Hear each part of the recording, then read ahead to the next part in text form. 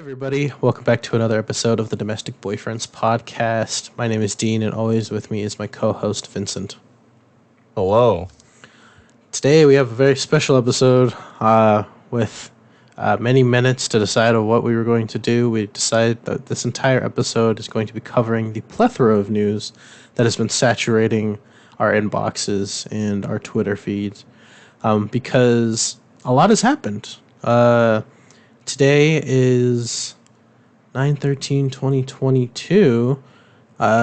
September apparently was the month that everybody decided to release everything because the last 5 days we got news from Disney with Marvel and Star Wars things. Also some other stuff like other like actual Disney movies that we're probably going to be talking about. Nintendo just had their Direct today at 10 p.m. Eastern with a bunch of stuff revealed in that. And Sony had their State of Play today, right? Yes. For a 20-minute State of Play where they revealed a bunch of stuff too. So instead of us tackling a topic, we're going to save some things for next episode and the episodes after. And we're just going to talk about some news. We both have the same lists in front of us. We have an order that we're going to do it. First, we're going to tackle some Disney stuff. I guess we'll go into the first thing. So I guess we have stuff from Marvel, Star Wars, Indiana Jones, Avatar, and Pixar. 3 of those things I'm interested in. The other 2 I am not. I'll have you guess which ones. I guess let's do every other one. Okay? So I'll do the first one, you do the second one. We'll just switch off. And then we'll give opinions in between, okay? Okay. All right. So the first thing, Black Panther: Wakanda Forever is being directed by Ryan Coogler. We've already known this. They showed an exclusive scene at D23. I think this was a Hall H exclusive thing, but some people got it recorded. Yeah, we've been getting a lot of stuff for Wakanda Forever. I think this was one of the movies that got its date pushed back, not just because of the death of Chadwick Boseman, but also because of like some production stuff when it came to the pandemic and quarantine. I think on the original timeline, it was supposed to be closer to like the beginning, before 2020, or during 2020, before we got before quarantine happened. But it showed off some of the Dora Milaje. If you forgot like where the end of Black Panther ended, Chadwick Boseman's character T'Challa decided to open the borders to Wakanda, and seemingly was going to provide both the medical knowledge, technological advancements, and the supply of vibranium that they're sitting on to the rest of the world. Now, we haven't seen much of this so far in the actual series and movies we've seen since the end of Black Panther. That includes both of the Avengers movies. But it is very interesting, especially the state that the Marvel Cinematic Universe is in. I've brought it up on the show before.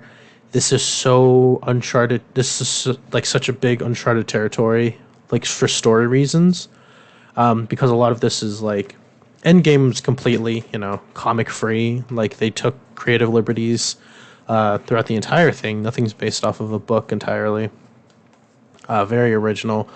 So where they take this in conjunction with that, being the fact that Wakanda in the comics really never lets all of its hand out. It helps here and there, but they're very much for themselves and keep the world protected, but that's about it.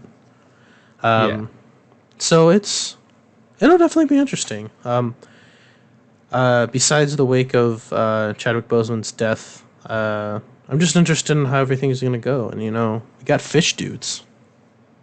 It's true. And we're also getting, like, at the very least, 2 huge characters getting added to the MCU with both Namor finally existing, as well as Riri.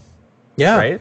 Yeah, we Ironheart's gonna be in the movie. We got to see her for the first time in the trailer. yeah, it's later on the list with her series, but we've actually gotten toy leaks where we get a look at her first suit, which is like a prototype suit, and then we get to see what is seemingly her full Ironheart suit that she's going to be having in the movie too. Incredibly exciting. I was on a boat before that. I really didn't like Riri's character, but I've kind of switched sides. Not for the fact that I think she's a bad character. It's just the way that she was introduced was kind of a odd position. Legacy characters can be done right and wrong, and I feel like she was done right, but in the wrong time, like at the wrong time. Yeah. She was brought in as like a successor like character to Tony Stark in the wake of his quote unquote death in the time of the comics post Civil War II.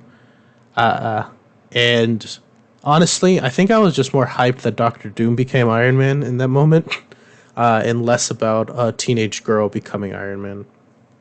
But she's her own character now. She's I don't read Champion stuff. I think Champions got canceled, but she's a member of the Champions. She's her own character. She does amazing things, and she's definitely not going to have the same relationship she did in the comics with Tony Stark, which like he was her AI for a while, which is kind of creepy. A little bit. Yeah, and Namor. Personally, I love Namor. He's like the weird C. I want to say Namor is like a C-list character in general for Marvel. He is like the second person that they've introduced in their entire like comics like life. Like Marvel Comics #1 is literally the original Human Torch, Mark Hamill, yeah, and then Namor, fighting Nazis. By the way, can we say that? You know how people like don't say it like on TikTok and YouTube. Huh, I don't know. We're not gonna do the he who shall not be named thing. We'll figure it out in post. The angry old German men. But I really love Johnny Storm's cool in the Fantastic Four and everything. But I really love OG, the Human Torch, and like he has a son, by the way, not his kid, but like someone he raised. And Namor, I really love like they have a dynamic together and everything like that, and I just think he's cool. He's a cooler Aquaman. I mean, they made Aquaman better, but like when people think of like Aquaman, they think of like weirdly dressed fish guy. When I think of Namor, I think of shirtless man that can fly and can breathe underwater. Fly? Yeah. So Namor's history fact right here. Namor was actually before he wasn't like I guess he was like retconned into becoming a mutant, but he was actually the first mutant to ever be introduced because of like his publication. But so he's half Atlantean, right? And he's half human. Well, he gained the mutant gene from his human half. And like if you ever look at Namor, he has like tiny wings on his feet. That's his mutant ability, is that he can fly because of those things. But yeah. Huh. Yeah, he can fly. Interesting. Yeah, he can fly. He can breathe underwater and swim really fast, and like has increased strength underwater. Yeah, he has a trident and shit. First and only interaction with Namor so far has been inside of the game Marvel Ultimate Alliance, where you have a whole quest line dealing with saving Atlantis. Yeah, Marvel Ultimate Alliance. Ultimate Alliance 1 was probably my first exposure to Namor. Definitely not what I remember about him. I definitely remember him more in the comics where he's trying to take Sue Storm away from Mr. Fantastic. And she kind of complies with him because she hates Reed sometimes. But that's like a whole nother discussion. I didn't really understand like Marvel and DC being two different things. I just saw them as comic characters. So and it especially confused me because I didn't understand that somehow Thor was a Marvel character. So I was like, oh, anyone can be in this game. They've just got a lot of characters in the Avengers here. So when we went to Atlantis, I was like, oh my god, we're going to see Aquaman. And then I met Namor. I'm like, you're not Aquaman. I don't like you. I don't like this. Yeah, I don't really have anything else on this. Really excited for the movie. Can't wait to see when it comes out. Comes out November 11th, so really soon. Yeah. Yeah. Ant-Man and the Wasp: Quantumania is going to be our first official film for Phase 5. It's coming out February 17th of next year. And we got to take a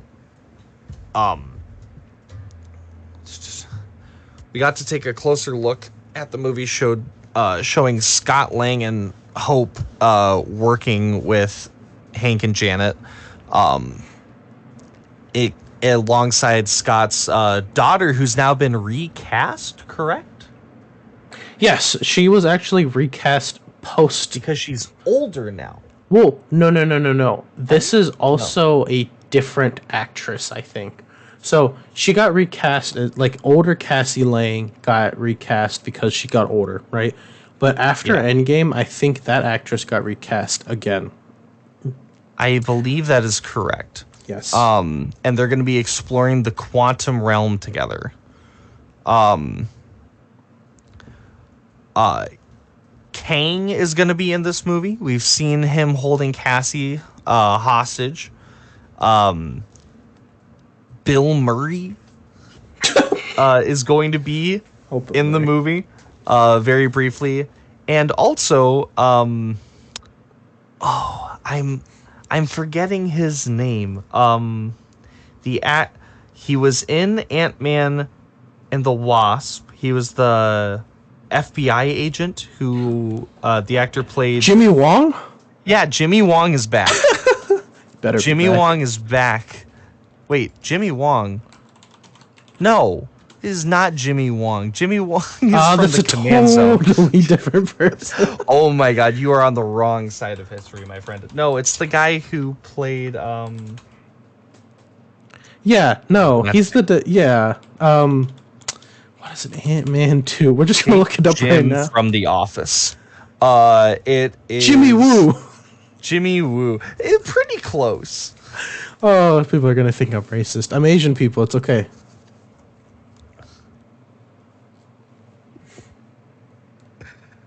But yeah, I'm really excited. Fun fact that I'm a little ashamed of because I know it's a really good movie. I still haven't seen Ant-Man.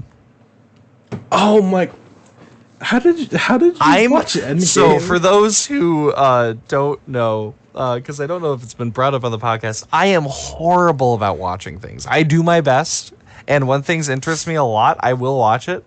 But for a big part of the MCU, I have missed it. There's still a huge portion of the MCU that I have not watched yet. I still haven't seen... the only Thor movie that I have watched to this point is Ragnarok. I have only seen... The only Captain America movie I've seen was Civil War. What? I haven't watched the original Ant-Man. I watched Guardians of the Galaxy Volume 2 when it released, but I didn't watch the first one until months later. Fake Marvel fan over here, guys. What is this? I know you weren't caught up on like current Disney Plus stuff, but like, oh man, you missed like. Honestly, I love the Captain America trilogy. Thor kind of lacks in the second movie, but like honestly, I heard the Captain America movies are very, very good. Yeah, no, they are. It is probably the best trilogy.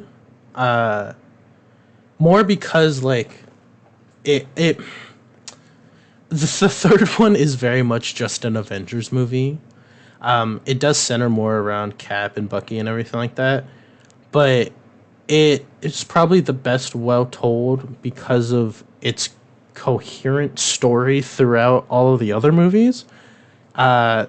there's a big gripe that I have with Tony Stark becoming Hank Pym's character from the comics, because after the third movie, where he like becomes his own self and he's just like, I don't need to be Iron Man, the next movie is literally Age of Ultron.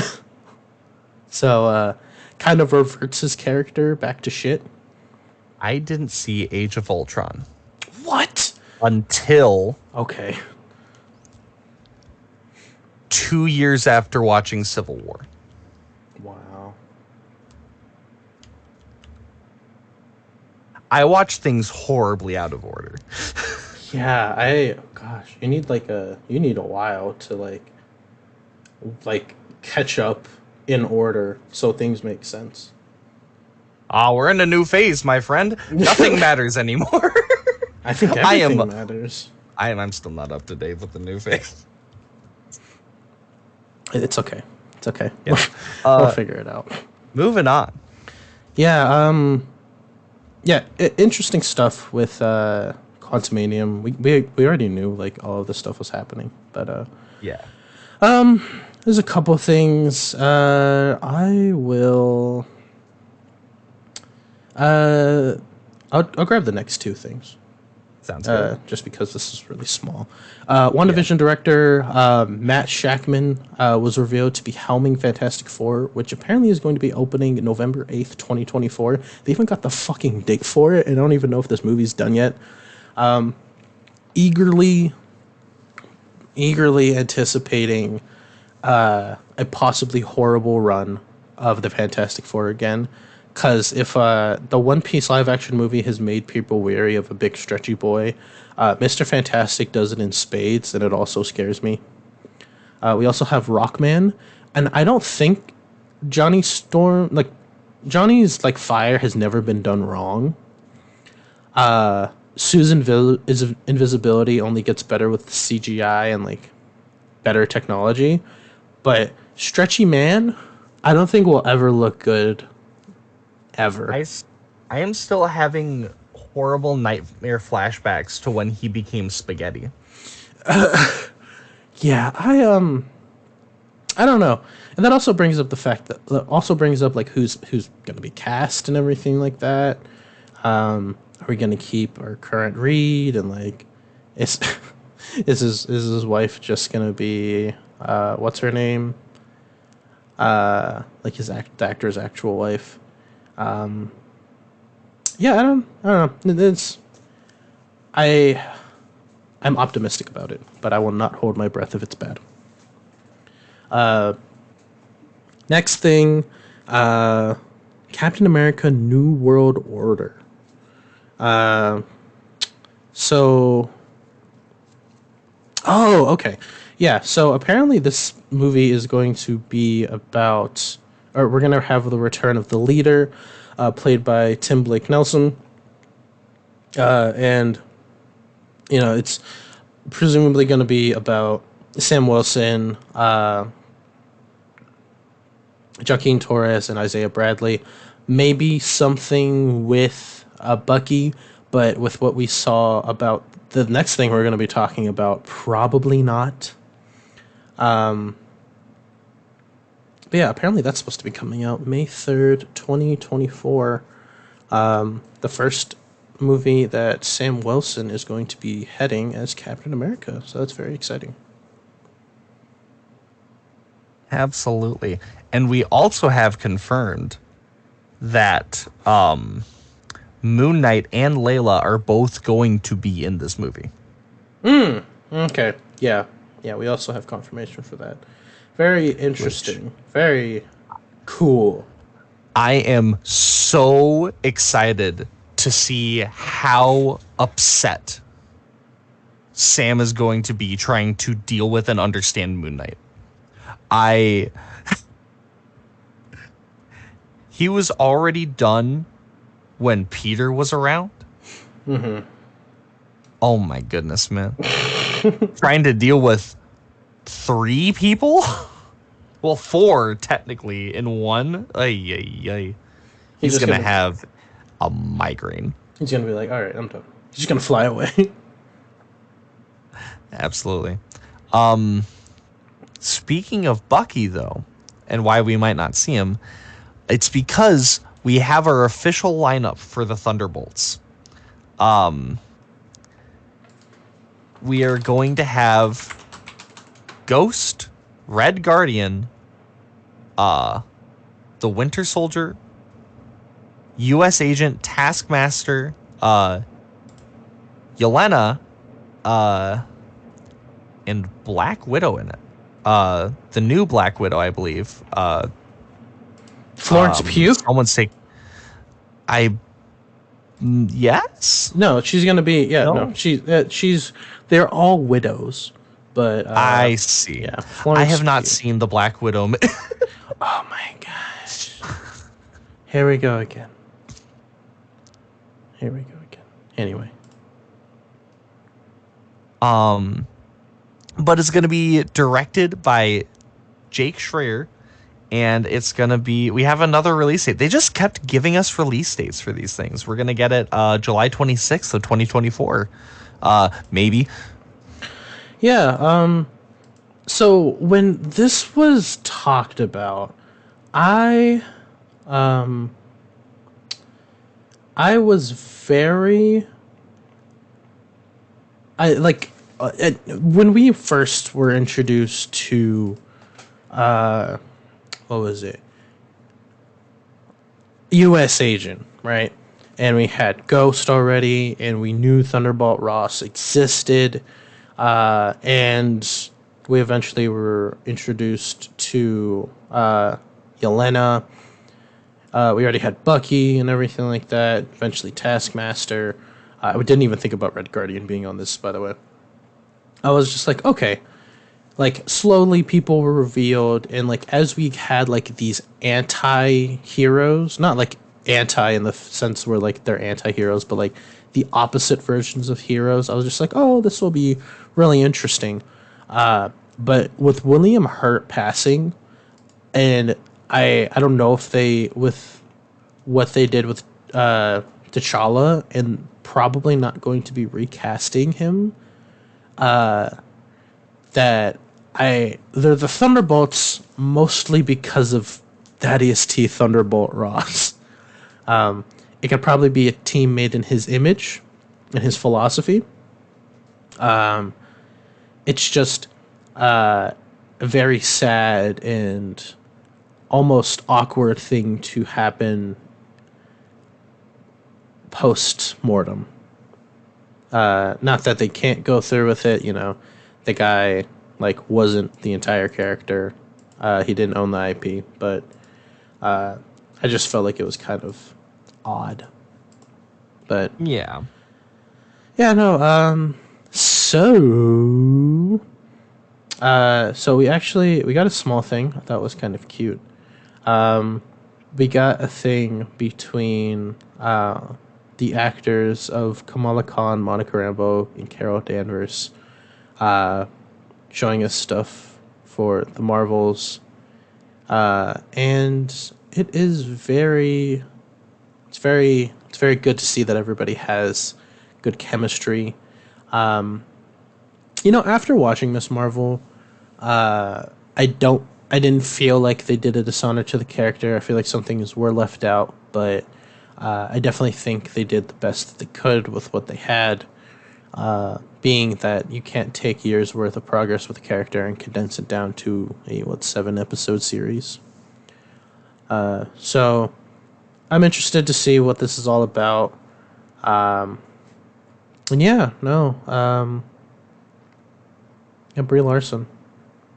Yeah, man. Yeah. And that's it for the movies so far. Moving on to the next bit of the Marvel Showcase. Next half hour. They showed off some of the Disney Plus coming out. Kicking us off with it though was Werewolf by Night. Holy fucking shit! I'm excited ever MCU about this Halloween special. I never thought we were gonna get this. No. Oh my god! No, and like we got Moon Knight. We were going to get Werewolf by Night. It only makes sense. It's true, and I wonder if Moon Knight's gonna show up in it. Although I don't. He might. No, he is going to beat the shit out of him, or they're going to beat the shit out of each other, and he's going to be like, wait. You're not Egyptian. Concha, you told me it was a dog. Yeah, Anubis, dumbass. Ah, fuck. He also was like tearing through whoever the fuck he was. Like, some people are saying they're TVA agents, but in the trailer, he like tears through some guards like effortlessly. Like, strong boy, ruthless. Probably doesn't know how to control his powers yet, or doesn't care. Yeah. I'm so excited. It's it doesn't feel like a Marvel thing. Mm-hmm. And that's not bad. Well, I feel like Um, it isn't like a current MCU. It definitely feels Marvel, this is old Marvel. but this is definitely just like comic Marvel, where like Captain America was also a werewolf one time. Yeah. And I mean, like, this is just like, it's not even the first, because they did have that episode of oh, what was that show called? What If. They did have that episode of What If where they had like the zombies, right? Yeah, yeah. And we also had an official announcement that they are going to be actually officially doing the Marvel Zombies IP. Yes. So like, this is, if other people are like shocked by this and appalled, like, I we've got a lot more it's ahead of us. also, It's gonna like- go even harder. It's also like the Halloween special. Remember that time there was the Halloween special for Power Rangers and they kind of did the same thing, but they kept it tame? Yeah. Yeah, like I don't think they're going to be doing that with this, though. We saw a guy getting stabbed repeatedly with spears in the trailer. yeah, and he kind of did tear people in half. But you know, Disney has that nice PG-13 friendly kind of borderline tear in half, borderline R rating. Yeah, he's probably alive. They just gotta. He's like a Lego brick. They just gotta put him back He's together. just sleeping. Yeah, he's just sleeping forever. We already talked about this a little bit. Ironheart with her series. It's going to be debuting next year. Apparently, Parker Robbins slash the Hood is going to be introduced in it. I love Oliver Queen. I have no idea who the heck is the Hood. Oh, it's this guy. It's her first ever villain. It's I this think. guy. No, he's like goofy. He's the magical guy. Yeah. Yeah, it'll be interesting. I don't remember this guy. I think he's like he gets possessed by a Hood and he gives him Glocks and he has to kill people or else he dies or something like that. Yeah, that's about right. Played by Anthony Ramos, good actor. So hopefully it'll be good. And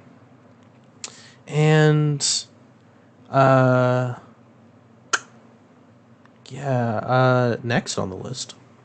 We've got Secret Invasion. We finally have a trailer for it. This is going to be our first time actually seeing Nick Fury since Since Agents of S.H.I.E.L.D. Agents of S.H.I.E.L.D. Debatably, if Agents of S.H.I.E.L.D. I debate that the first season of Agents of S.H.I.E.L.D. is canon due to the fact that, like, we don't, like, we like, everything up to that point could definitely happen post-Avengers. But everything after that, it's definitely, like, its own type of thing. But if it's not Agents of S.H.I.E.L.D., it's definitely the first time we've seen him since the end of the first Avengers movie. It's interesting. I think it's more interesting because, like, what is it? We get this, right? And like we kind of already did some scroll things, right? Yeah. We already kind of The did Skrulls some have been around. Yeah, scrolls have been around, and like that's like the whole thing about it all.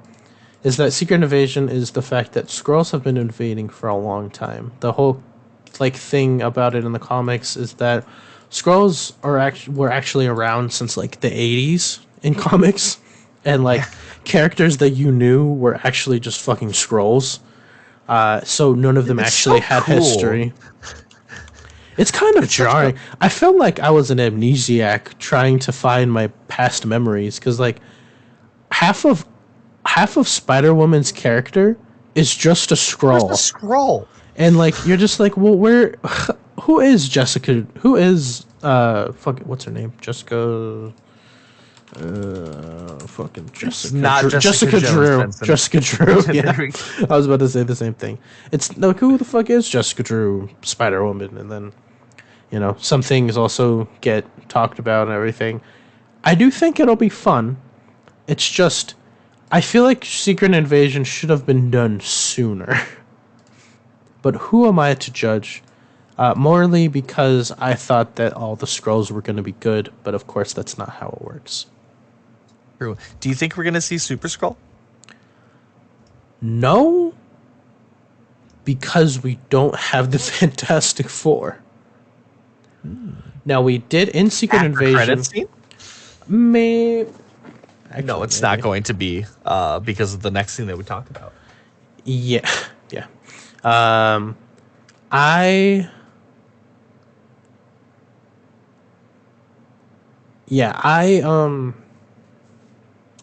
I want to say that, like, okay, because in the Secret Invasion comic, like when the Skrulls just said fuck it and just started invading, they actually had a plethora of Super Skrulls, right?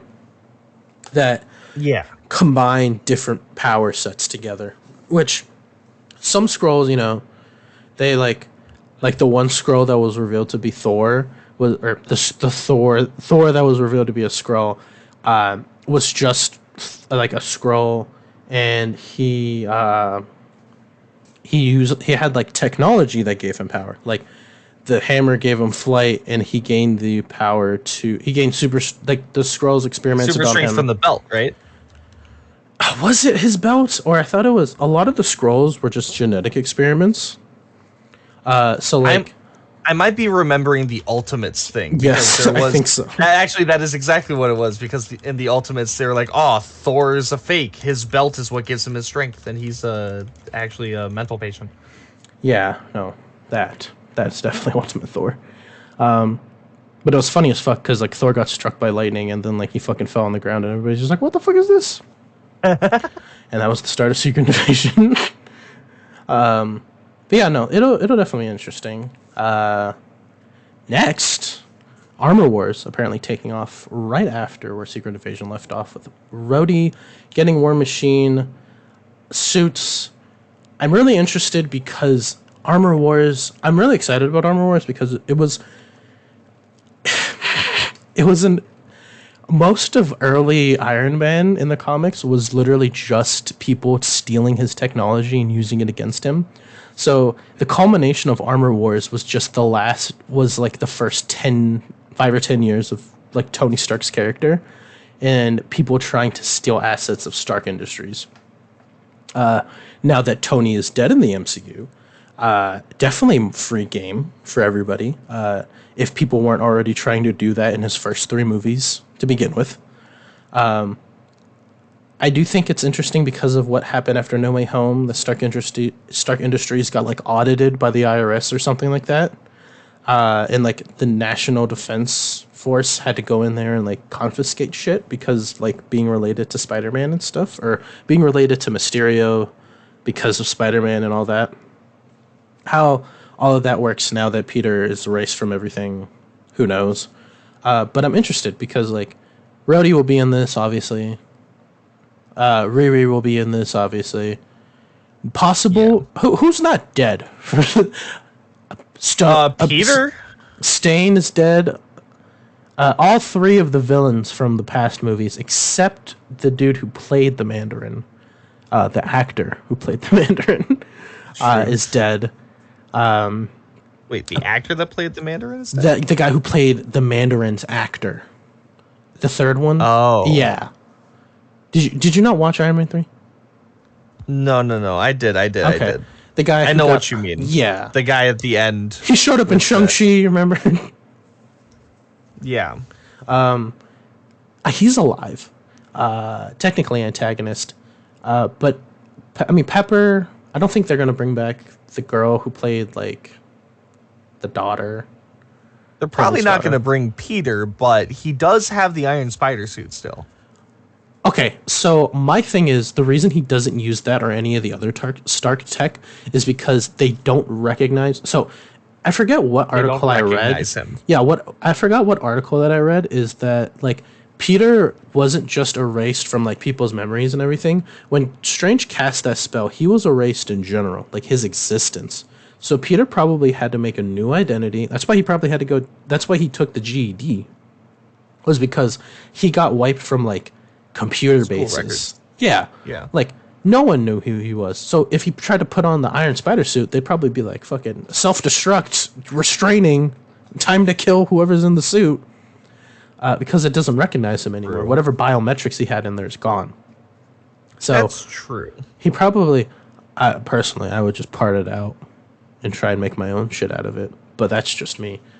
Since he had like 2 or 3 suits he made on his own, or 2 or 3 Stark suits. Yeah. So, or I guess 2, because like the one got, no, 3. Yeah. Yes. Anyway, I like he might come in. It'd be cool if Tom Holland was in there, because like he could be doing everything from the side. It's just like, why do you care about this? And he's just like, you'll never know why. I mean, it'll bring up like the I see him everywhere all the time type thing, but like, Yeah. yeah. But anyway, enough talking about that. Can you imagine Riri taking her like first flight or showing up on the news for the first time, and Peter like, no, and, like swinging over and like tries to knock her out. How dare you stand where he stood?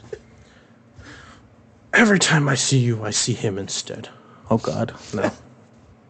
Yeah. We also got a look at Loki season 2, which is hitting Disney Plus next year in the summer. And we got to see that oh my God, I can't pronounce his name properly. Ki Hui Kwan? Kwan, I think. Whose short round in Indiana Jones Temple of Doom is going to be, well, and Waymond Wang in Everywhere, Everything Everywhere All at Once is going to be in the cast, which is super exciting. I love him. I think he was at the Emmys and he saw Harrison Ford for the first time in like 20 years. They reunited on the D23 stage because, spoiler for later, they talked about Indiana Jones 5. Yeah. Which I thought the last one was supposed to be the last one, but I did too. because that's definitely what they said. But you know,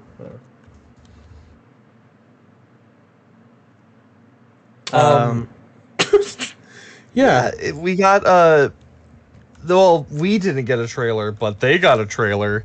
That potentially hinted that the show is going to be taking place over several time periods. In the wake of the season 1 finale. Yeah, which it'll be interesting. Honestly, people thought Loki was like the best one, but honestly, it's the one that I think about the least now. When I think about the older shows, it might be because of relevancy. How it ended. Yeah, it's fucking crazy. Fucking Loki wants to fuck himself from another reality or some shit. I don't remember. Oh yeah. Yeah. That was kind of weird. Yeah. So, yeah, that'll be interesting. I'm just more. We'll see when it comes out. Last few things. So the. There was an exclusive trailer for Echo, which is going to be streaming soon. So apparently this is going to be post everything in Hawkeye. Apparently Wilson Fisk was wearing an eye patch in it. And yeah, apparently had images of Native Americans, quote unquote, striking Native American imagery within the trailer. Definitely interested in it. Echo's a really cool character. And yeah, I want to see. We'll see where it goes.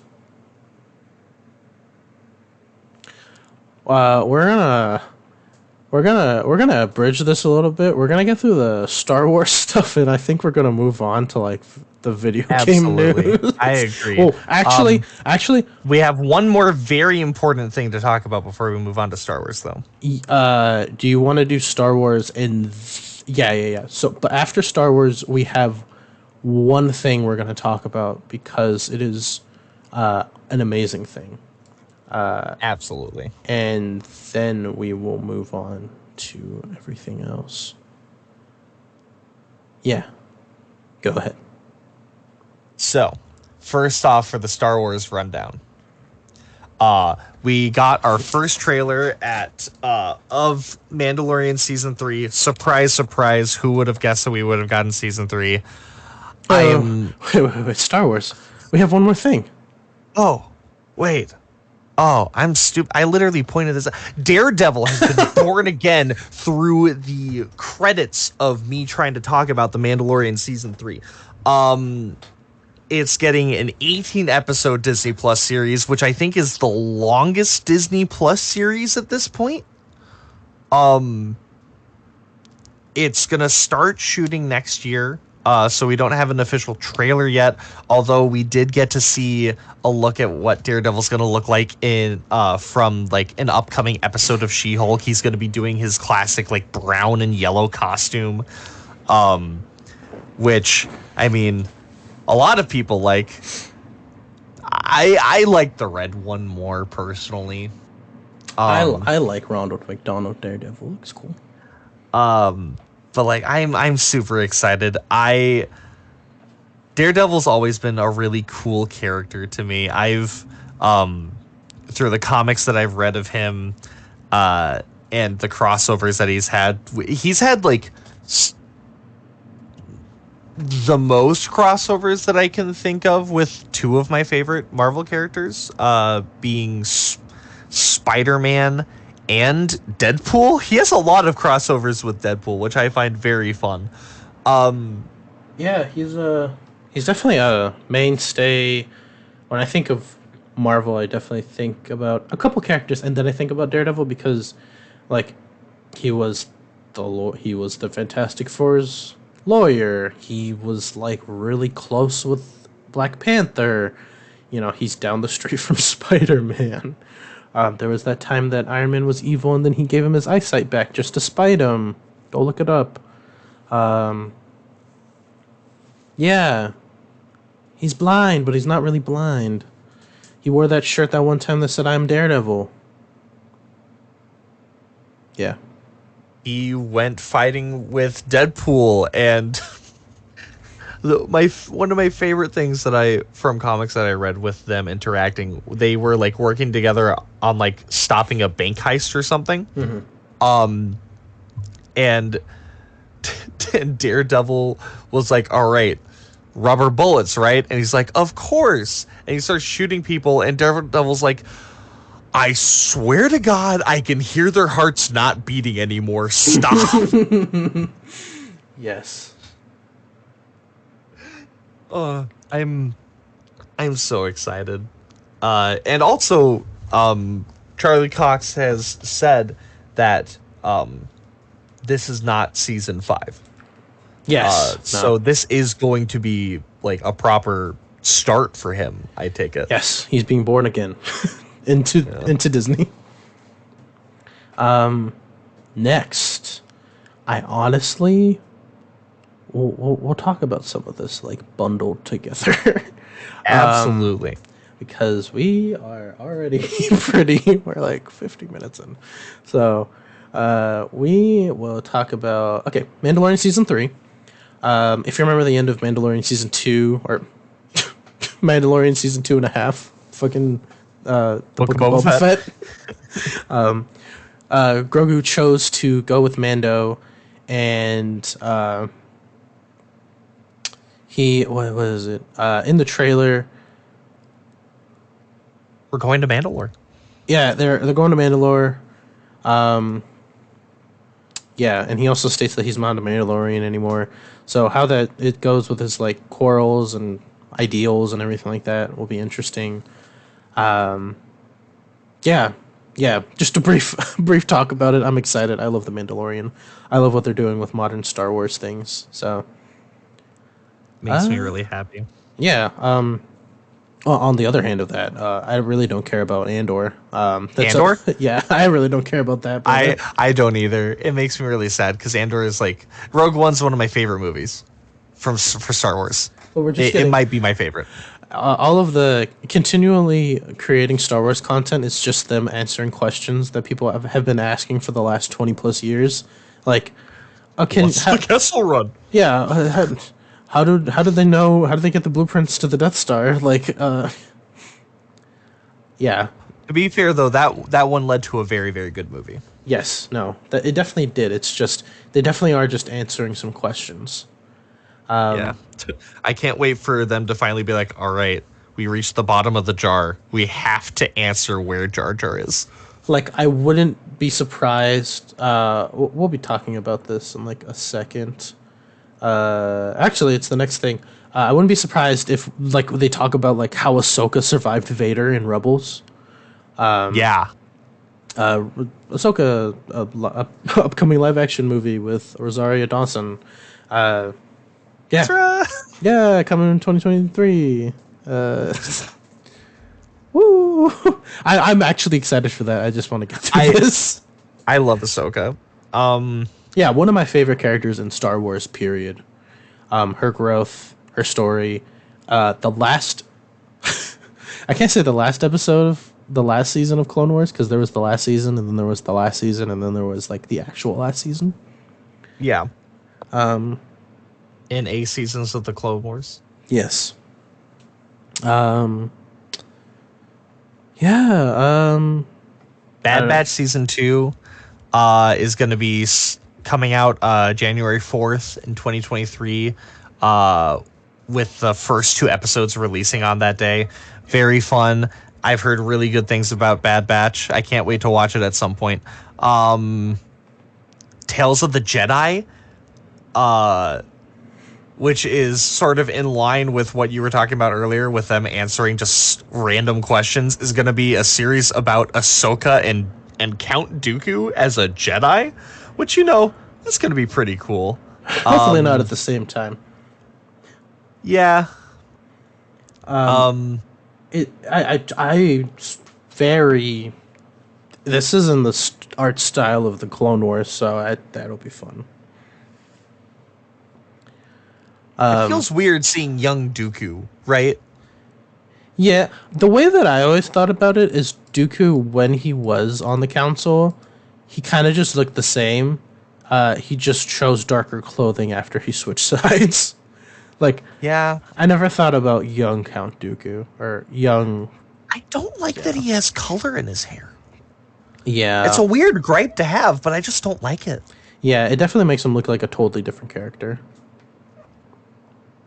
And We interestingly got a enough, baby TV show announced. before we move on, interestingly enough, he still has the curved hilt. Yeah, which, yeah, no, it is interesting that he had that when he was a part of the Jedi. I thought that. Well, it's just interesting because this may be legend stuff at this point, but like, you know, standard traditional Jedi, like, you know, colors here there, but usually you didn't have too much of a different actual design for your saber, just like besides like, oh, it like mine's made of wood, like that one Wookiee, Yeah. and stuff like that, or like, you know, the different metals, stuff like that, slight design changes, completely different hilt. I thought that was something in Legends that he made it like that when he switched over to the dark side, but I could be wrong. Definitely thought that was something else, but yeah, no, young Jedi adventures, preschooler things set in the High Republic era. This is not what I expected for High Republic era content. am so excited and so happy that they are releasing something that I will not feel bad for skipping. Yes. Because this show, it looks like it was made for preschoolers, and in fact it was. which is sad because it's set during the High Republic, which we've not actually like seen via TV series yet. But that's okay because also we have some news about Star Wars Acolyte, the series, which is going to be set during the High Republic. Yes. And also we found out that they have picked up the lead actor for Squid Game to be a part of Acolyte. Lee Jung-jae is going to be in Acolyte. I am so excited. I'm so happy for him. For those who didn't see in the news, he won an Emmy for his acting in Squid Game. Much deserved. He's a fantastic actor. Yes. I'm just going to shotgun some of this stuff off, read more about it. Hopefully viewers won't care. Indiana Jones 5 apparently is happening. Woo. Other Disney things. Little Mermaid looks cool. Another live action adaptation of an animated thing. Hocus Pocus 2. Talked about it before. Don't really care too much about it. Probably going to have to watch it with somebody else. Mufasa the Lion King prequel? Okay, who cares? Disenchanted, which is apparently a sequel to Enchanted with Amy Adams. That is one of my favorite favorite underrated Disney movies. It was such a fun movie. And I'm so excited that there's going to be a sequel for it. I really hope they don't mess it up. That'll be on November 24th. November 16th, 2-episode premiere date, miniseries, mini fucking movie thing. We're getting the Santa Clauses, which is a sequel to the movie trilogy with Tim Allen. Amazing. Last, I think you can take the reins on this because this is your baby. We finally got a trailer for Percy Jackson and the Olympians. It's not the longest of a trailer. It's really more of like a teaser for it. And it says that it'll hit the streaming service of Disney Plus soon, which it could gets mean released anything. on my birthday. Oh, never mind. That's something else. That's National Treasure shit. Never mind. Yeah, but like everything looks super good. It makes me so happy that everyone's actually wearing the Camp Half-Blood t-shirts. That bright orange looks so good. We don't really get to see a close-up of Percy, but it looks just like how I imagined him looking as a kid. Slightly different hair color, but I'm not gonna really mess with it or worry about it. They're working directly with Rick Riordan on this one, unlike the movies. So please don't mess it up, Disney. Quick question, because I do not know a lot about Percy Jackson. Yeah. Camp Half-Blood is where the halflings go to like live / try to survive, right? Is that about right? Yes. Okay. And they live in the house of their god parent, right? Yeah, it's broken up into like units, it has like summer camps and sleepaway camps would be. Yeah. There's at the house of Poseidon and stuff. Aphrodite has like the largest house. That's this. Yes. And then Demeter's house is almost always empty because Demeter doesn't that's Artemis. Yes. This is Artemis that I'm speaking of, not Demeter. Artemis doesn't actually have any children. But like at Camp Half-Blood, was this started by the gods or was this started by the Half-Bloods themselves? This was started by the centaur Charon, who was the original trainer for Hercules. Okay. So this is really a summer camp. Some of the campers do stay there year-round because they don't have a place to go back to. But a big thing for Camp Half-Blood and why it exists is it's a training ground to be able to make sure that these Half-Bloods can protect themselves in their adult life, as well as control any crazy powers that they may or may not develop. Yeah. My thing is, every house made by just people, or was it? My understanding was that the houses of each god were supposed to be created by the children of them. Or is that not what happened? It's where the children stay. But who makes I don't know the if they houses? necessarily made.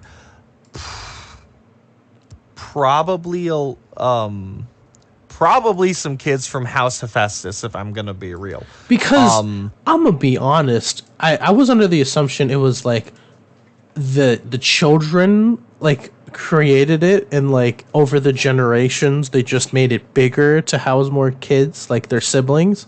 Because when I saw Percy's in this trailer comparison to the movie, I was like, that's pretty. Isn't Poseidon only supposed to have Percy?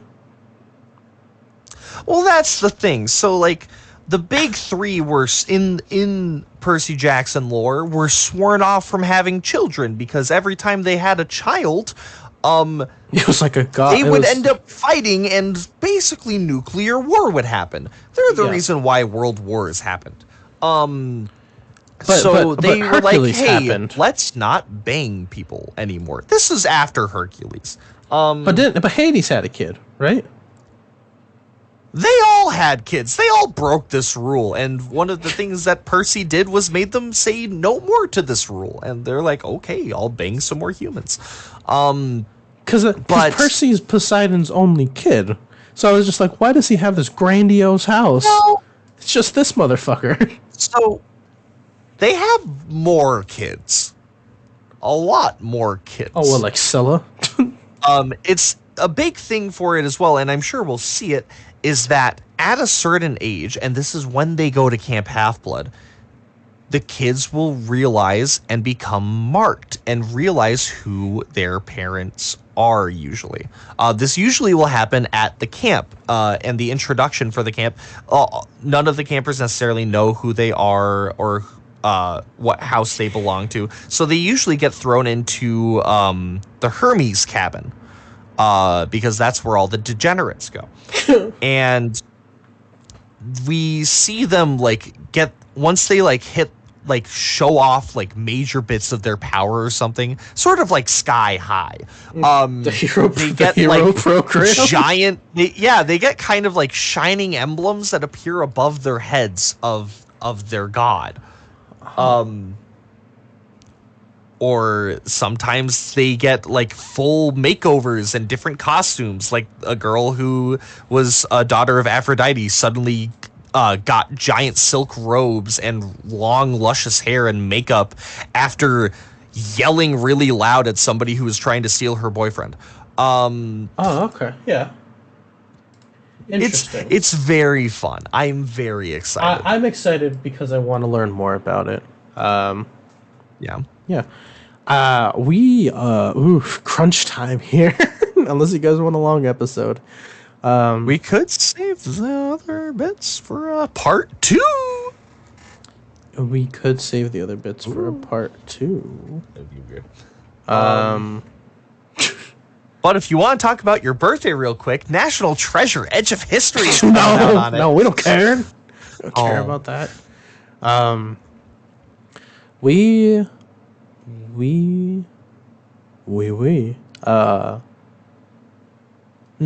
No.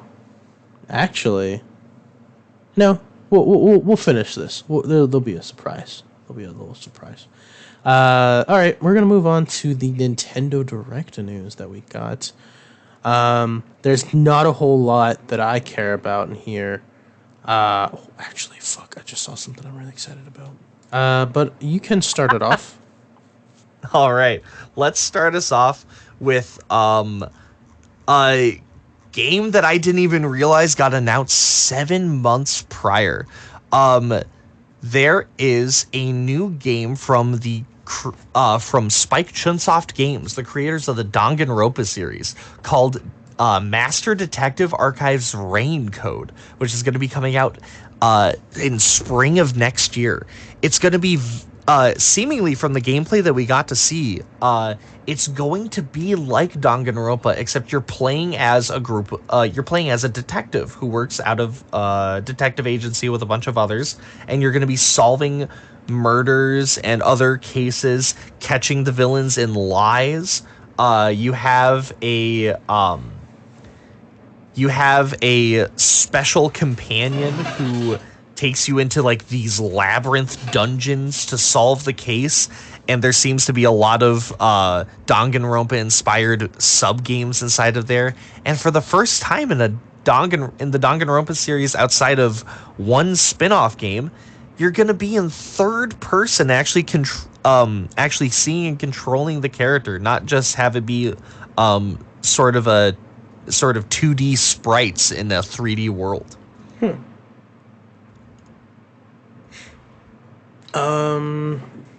I think I'm looking at a different list than you. Maybe. All right. It's in the smaller bits of news, but this is something that I truly cared about. Oh, Another okay. awesome thing that they announced was a bunch of new Nintendo 64 games that are going to be coming to the Switch via the Nintendo 64 expansion pass. Okay. We're getting Mario Parties 1 through 3, Pokemon Stadium 1 and 2, and GoldenEye 007 with online multiplayer. Now, before we get too excited about this, remember if you pay for this, it's like $60 a month for like the expansion pass. I'm not saying a lot of these can be emulated, but we'll see. We'll see what can be available. More interested to see if they put stuff like Melee on here, or some other 64 games that are kind of obscure. Nintendo, this is the thing. Nintendo Switch Sports is getting golf this holiday season. I was so excited when I saw this.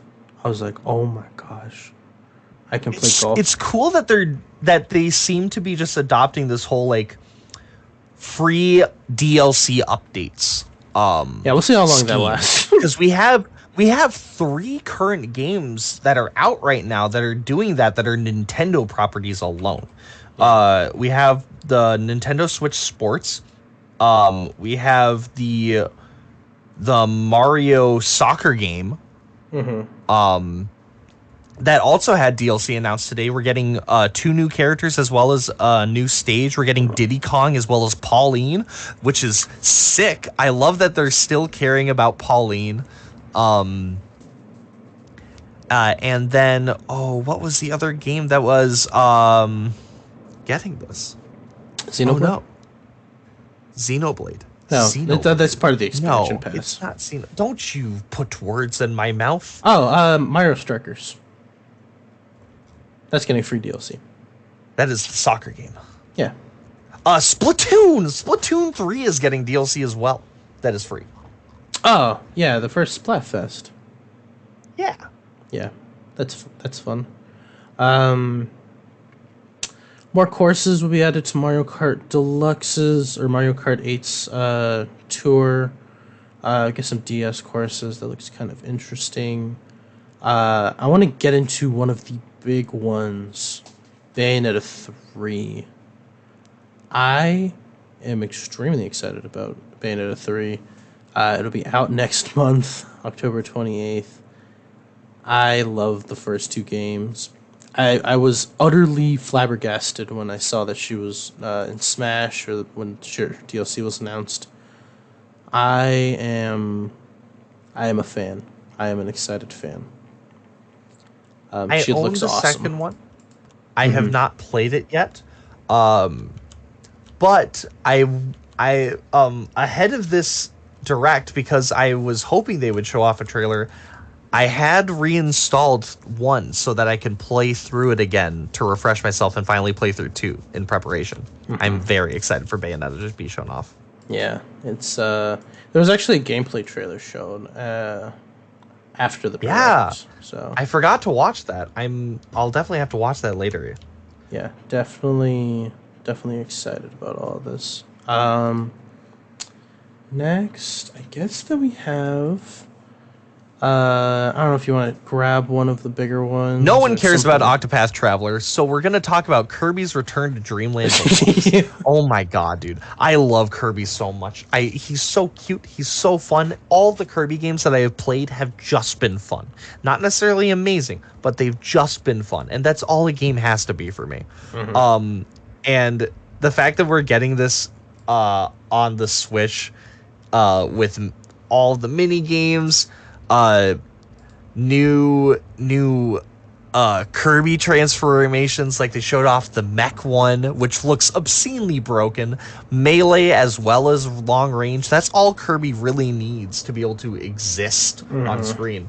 I'm so excited for it, and this is going to be a perfect excuse to get my little sister into Kirby. Yeah, it's definitely exciting. This is a redo / expansion-esque thing of the 2011 release on the Wii, Return to Dreamland. It kind of shook me that this was getting released. I was just like, oh, I thought this was already released, but the name sounded new, and I was just like, oh, it's because it did. Yeah, big Kirby fan here too. First Kirby game we'll have that's a side-scroller since the 3D one that was originally released. So, back to the formula, I guess. Next is the new Fire Emblem game. Are you a Fire Emblem fan? I don't think I know this about you. I've played a couple, and I've never really been gripped by one. This one, though, might have me. Yeah, from the trailer, everything looks really interesting. Protagonist looks like a VTuber, apparently designed by a VTuber artist. Interesting designs. Is apparently a descendant is a dragon himself. The story revolves around these emblem rings, which apparently seal away the power of past protagonists that we've had and past characters. I'm guessing you'll have to match up the rings with the correct class in order to use their power. Definitely really interesting.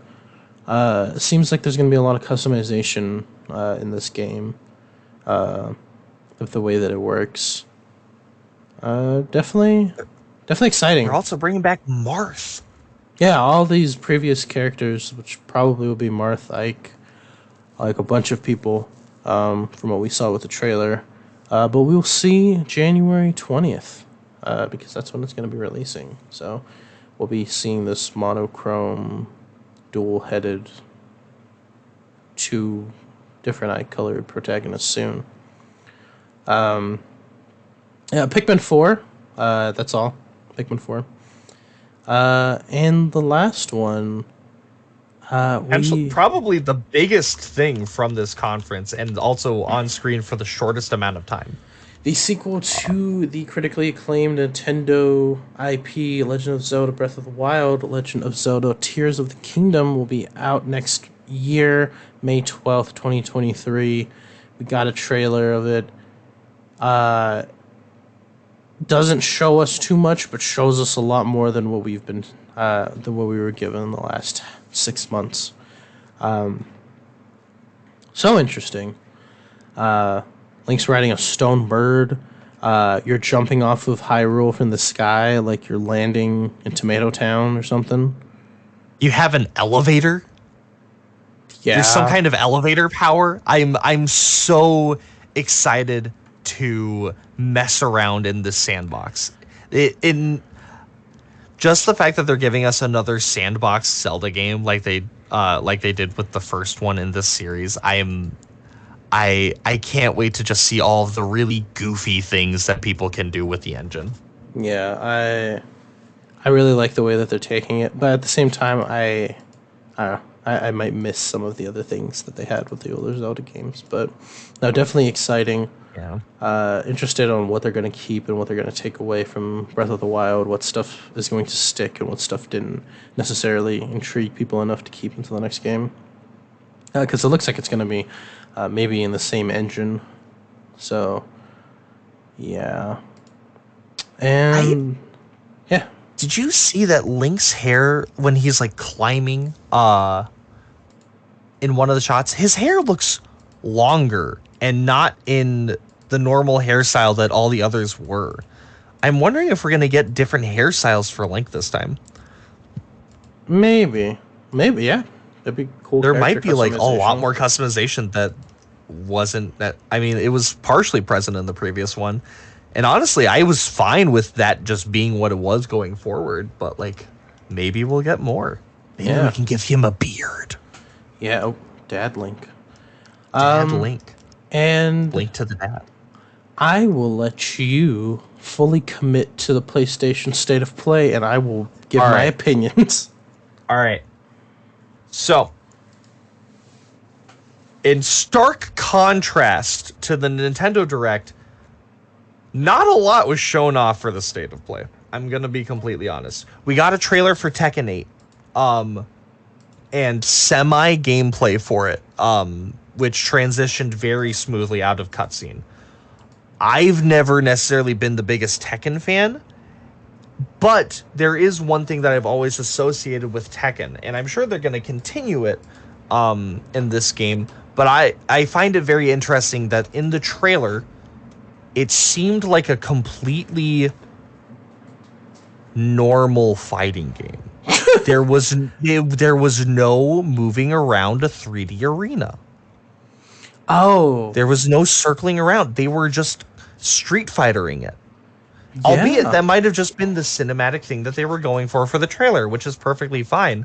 But if they're going to do that for Tekken 8, then that's going to like mess up every single other Tekken player that has devoted their time to learning how to play these games.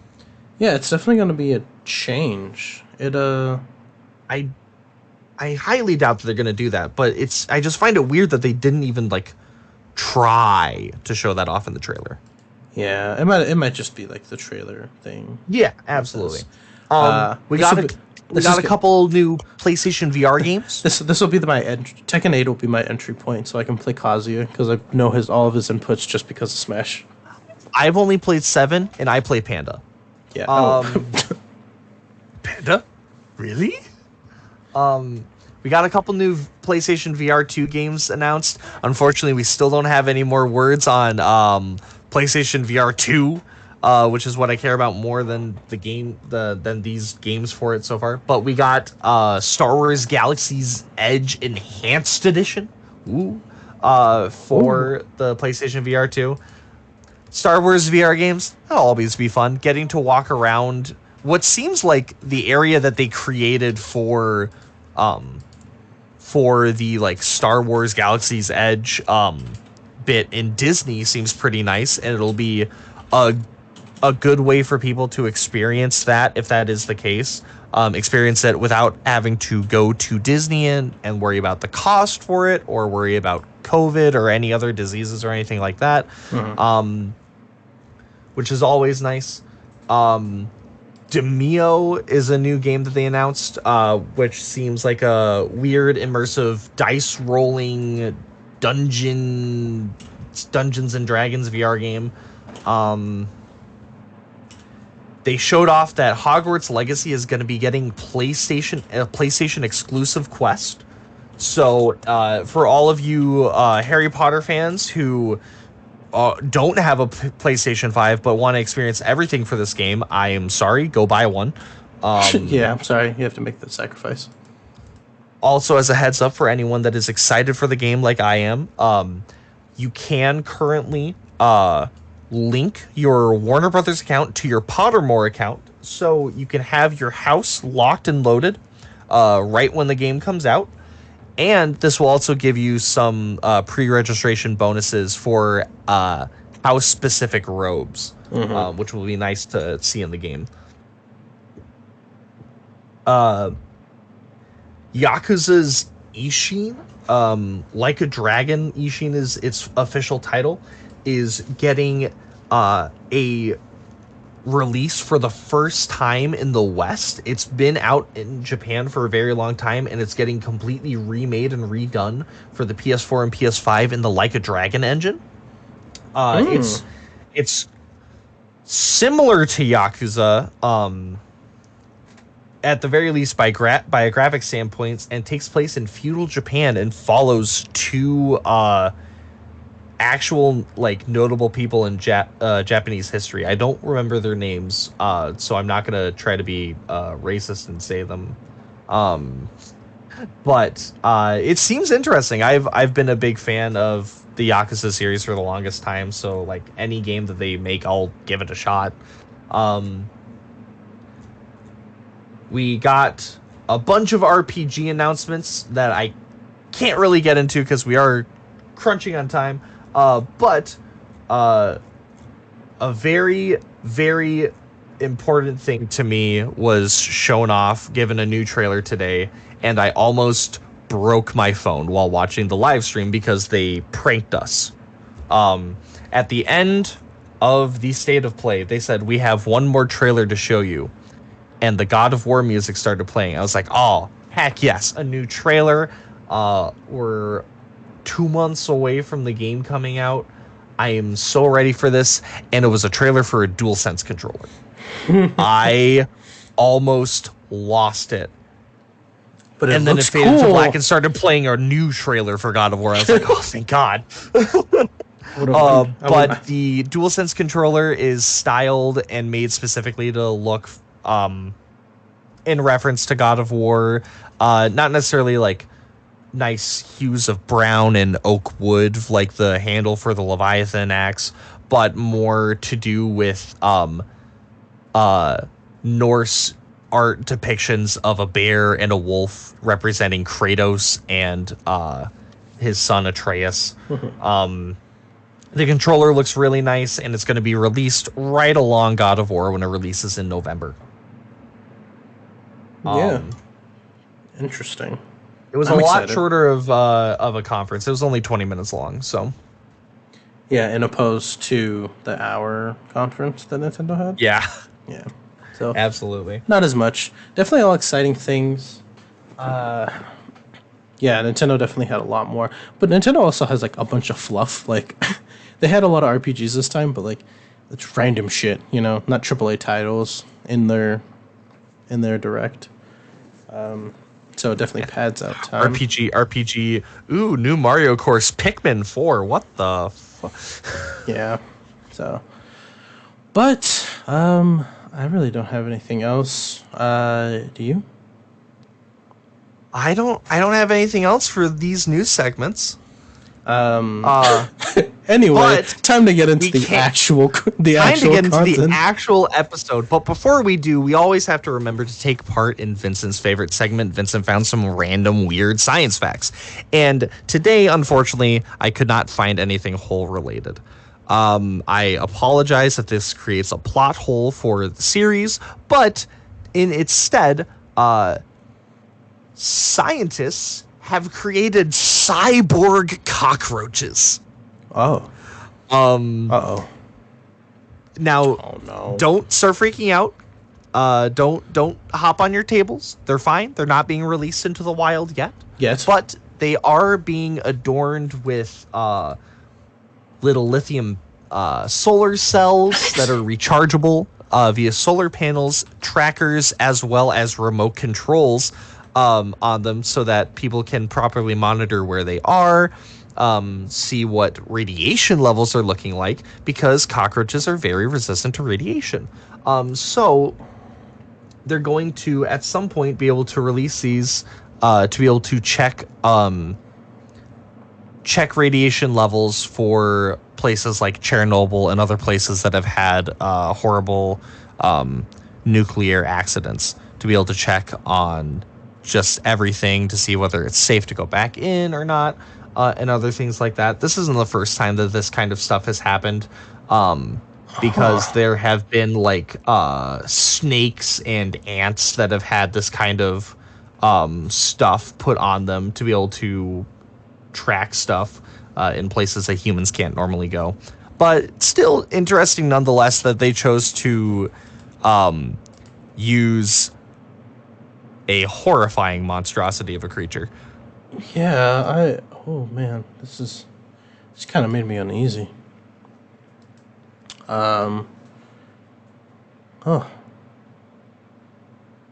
Checking rad levels with roaches. Interesting. Getting closer and closer to Fallout. All I've got. I don't know about you. Do you have anything else to add? No. Thank you guys for listening to our hour-plus long news segment this episode. We don't have anything else, like you said before. We just wanted to go over all the stuff that was announced So much happened. So much stuff, and we didn't even. Oh, Cover all of the events. I actually have some more stuff. Awesome. To end off, this is just some anime news stuff that I care about. One Piece film Red is apparently. Let me get it up real quick. November 4th is when its U.S. release will be out, and Bleach's newest arc, the latest adaptation that's going to finish out the series, is going to be premiering October 10th. That's all I have. So, yeah, I mean, if that's all we have got, thank you guys for listening. Download and share the episode if you liked it. If you want to get in contact with us, you can always reach us at our Twitter handles. I am at lying_mask. I am Vincent Barlow 8.